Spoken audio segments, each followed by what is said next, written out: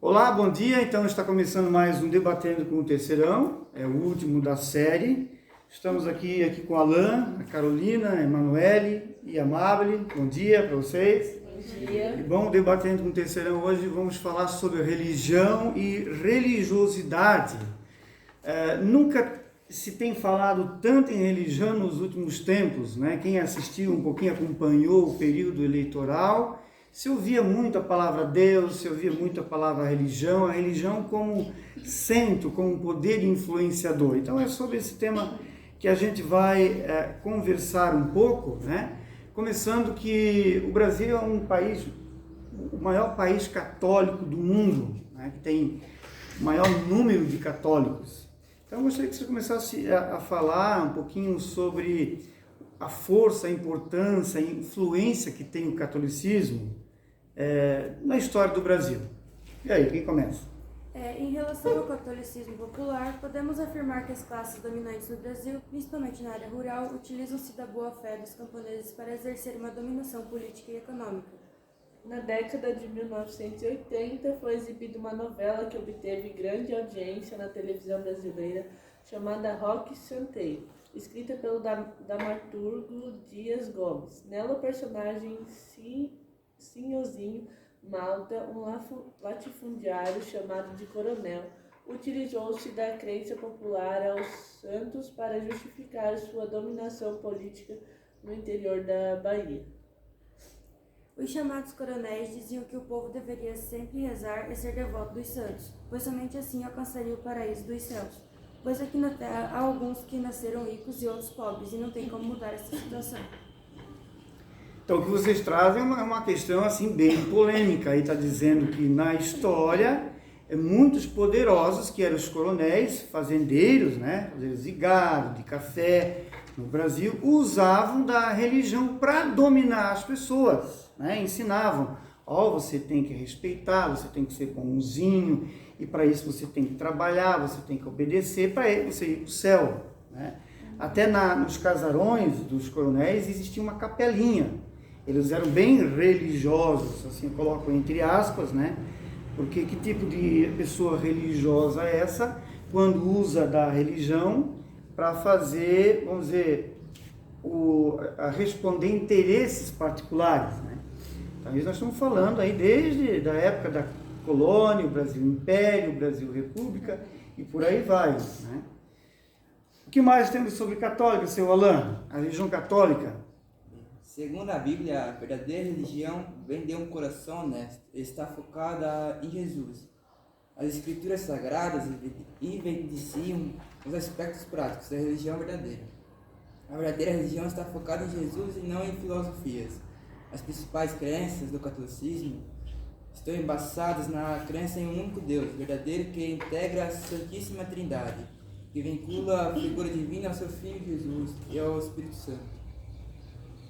Você traz então o que é a religião católica, né? É uma igreja, né, dentro do cristianismo, que surgiu lá no século, na Idade Média, né, no final do Império Romano, ali depois do século V, tá? E durante do século V ao século XV, a Igreja Católica era uma religião assim poderosa.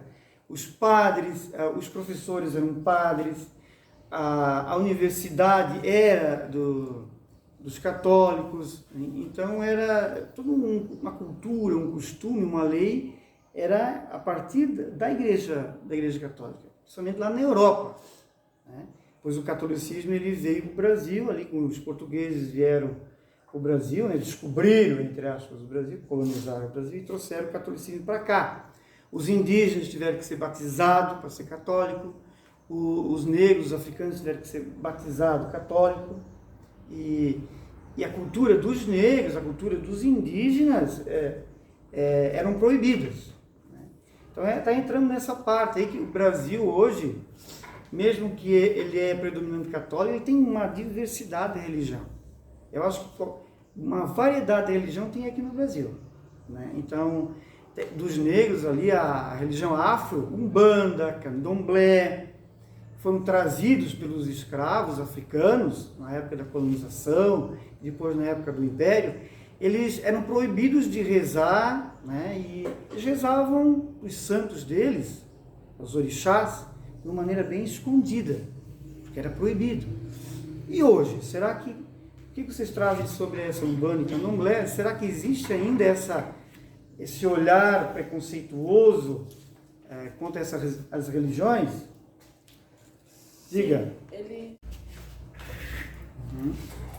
A Umbanda é uma mistura de religiões europeias e africanas. Ela surgiu no século XX no Rio de Janeiro. Ela mescla elementos do catolicismo, espiritismo e religiões afro-brasileiras. Acredita na essência da alma e na vida após a morte.